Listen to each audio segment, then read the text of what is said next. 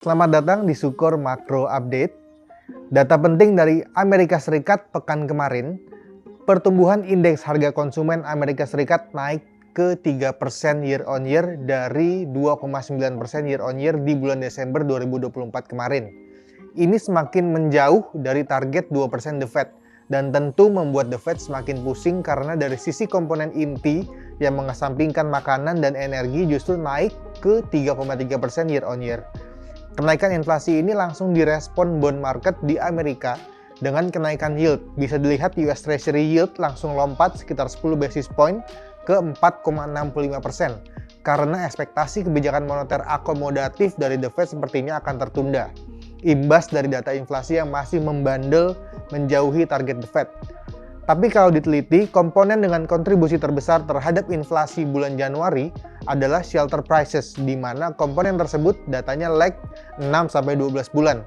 Makanya dalam perhitungan indeks harga konsumen di bulan Januari, komponen shelter price yang belakangan sudah menurun karena mengikuti pergerakan terhadap suku bunga, itu masih tetap terhitung tinggi.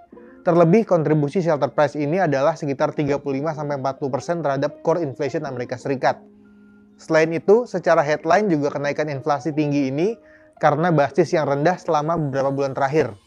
Kalau kita cermati, angka indeks di Januari 2024 berada di 308. Maka secara year on year dibandingkan dengan Januari 2025 terhitung 3%. Semestinya dengan basis yang lebih tinggi di Februari, seiring dengan antisipasi penurunan harga minyak, CPI di Februari akan kembali ke level 2%.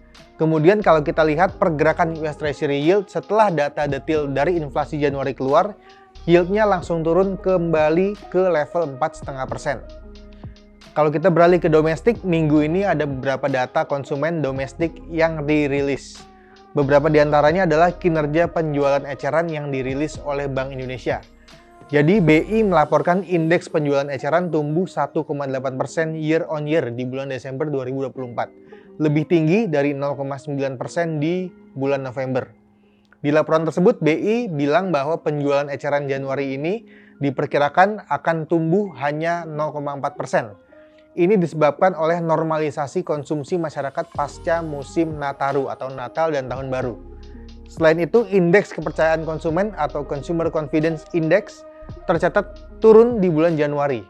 Perihal konsumsi masyarakat, rata-rata proporsi pendapatan konsumen untuk konsumsi atau average propensity to consume ratio dan proporsi pendapatan konsumen yang disimpan atau saving to income ratio tercatat masing-masing sebesar 73,6% dan 15,3%, sedikit menurun dibandingkan dengan proporsi pada bulan sebelumnya, yaitu 74,1 dan 15,5%.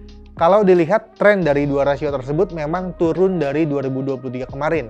Sedangkan di satu sisi rasio cicilan atau debt to income ratio itu justru trennya menanjak.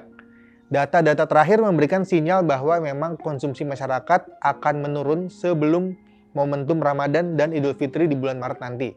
Karena kalau kita lihat data dari BPS, indeks harga konsumen bulan Januari hanya tumbuh 0,76% year on year, bahkan terdeflasi secara bulanan. Berdasarkan komponen, inflasi inti masih terus mencatatkan kenaikan selama 6 bulan terakhir. Di satu sisi bisa terlihat daya beli masyarakat belum begitu tertekan karena inflasi inti masih naik.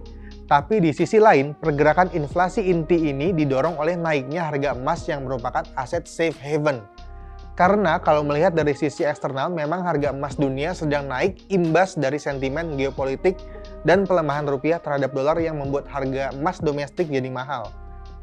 Kembali lagi ke komponen headline inflation. Headline inflation yang sangat rendah ini di bulan Januari didorong oleh diskon tarif listrik 50% yang dilanjutkan sampai Februari ini. Sehingga inflasi Februari kemungkinan akan tetap rendah seiring konsumsi masyarakat yang masih melandai. Nah, dari sisi kebijakan moneter, minggu depan Bank Indonesia akan melaksanakan pengumuman hasil rapat Dewan Gubernur dan keputusan suku bunga acuan BI rate bulan Februari ini. Stance BI sekarang adalah pro stability dan pro growth. Di sisi lain, rupiah secara point to point dari terakhir kali rapat Dewan Gubernur terus terdepresiasi.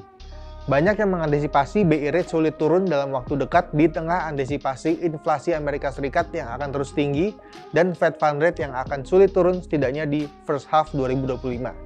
Tapi jika menilik pergerakan rate instrumen SRBI, kita bisa lihat bunga yang ditawarkan terus-menerus turun dalam beberapa bulan terakhir. Padahal rate yang dimenangkan dulu biasanya lebih tinggi dari SBN 10 tahun untuk memberikan keunggulan untuk investor supaya tujuan BI untuk menjaga nilai tukar tidak terlampau jauh pelemahannya terhadap US dollar. Dan juga likuiditas di dalam negeri bisa terjaga. Kita lihat rate yang dimenangkan sempat di level 7,5% di pertengahan 2024 kemarin. Di periode lainnya juga tetap lebih tinggi dari imbal hasil Sun 10 tahun, kecuali pada saat awal-awal SRBI diterbitkan. Di awal SRBI terbit, rata-rata tenor 12 bulan masih lebih rendah dari SBN 10 tahun, dan posisi rupiah pada saat itu sedang tinggi di 15.900.